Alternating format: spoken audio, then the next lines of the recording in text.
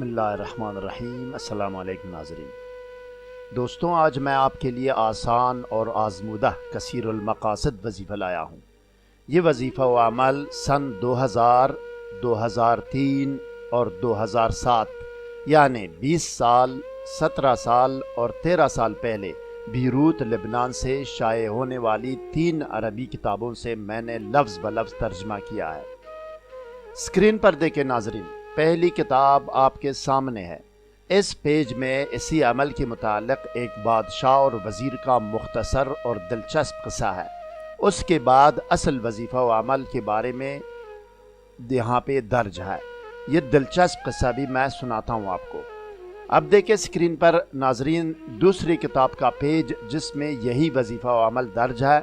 یہ پیج اور کتاب پہلی کتاب سے مختلف ہے۔ اب دیکھیں اسکرین پر ناظرین تیسری کتاب کے 2 پیجز جس میں یہی وظیفہ و عمل درج ہے۔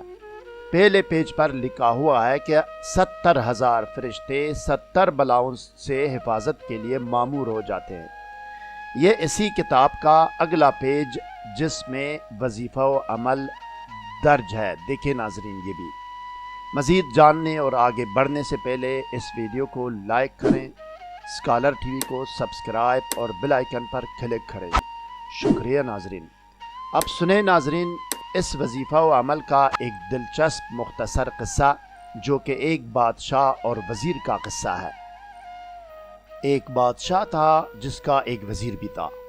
بادشاہ وزیر سے سخت نفرت کرتا تھا۔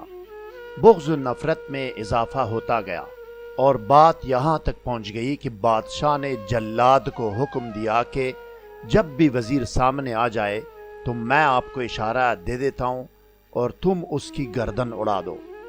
ہر روز جب وزیر بادشاہ کے سامنے آتا تھا اور اس کی نظر وزیر پر پڑتی تھی تو بادشاہ کا بغض و نفرت محبت میں بدل جاتی تھی اور جلاد کو منع کر دیتا تھا۔ طویل عرصہ تک اسی حالت میں رہا، یہاں تک کہ ایک دن بادشاہ اور وزیر اپنی سواریوں پر سوار ہو کر کہیں جانے لگے۔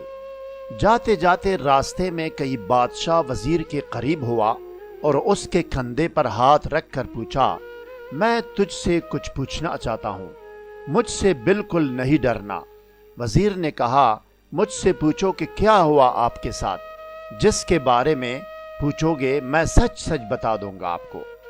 بادشاہ نے کہا کہ اے وزیر، کوئی ایسا دن نہیں گزرا جس دن میں تیری ہلاکت اور قتل کا ارادہ اور نیت نہ کی ہو، لیکن جب تم میرے سامنے آتے ہو اور میری نظر تم پر پڑتی ہے تو میرا غصہ ٹھنڈا اور نفرت محبت میں بدل جاتی ہے۔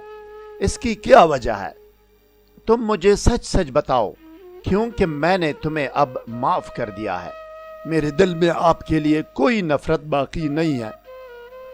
کیا تیرے پاس کوئی ورد یا دعا یا وظیفہ ہے جس سے تم دعا کرتے ہو؟